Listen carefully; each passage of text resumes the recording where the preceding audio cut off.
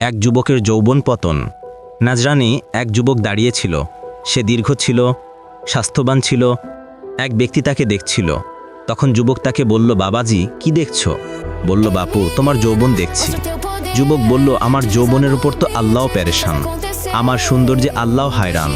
বাস, মুখ থেকে এই বাক্য দুটি বের হওয়ার সাথে সাথেই শুরু হলো এক বিস্ময়কর ঘটনা।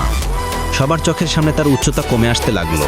6.5 ফুট ছিল তার উচ্চতা, ছোট হতে হতে আধা হাত হয়ে গেল। মাত্র আধা হাত। 6.5 ফুট থেকে আল্লাহ তাআলা আধা হাতে এনে দিয়েছেন। মৃত্যু দেননি, বাঁচিয়ে রেখেছেন।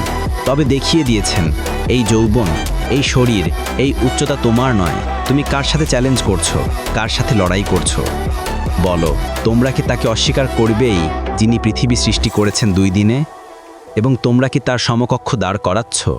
তিনি তো জগৎসমূহের প্রতিপালক। আল্লাহ তাআলা এই পৃথিবী এই জন্য সৃষ্টি করেননি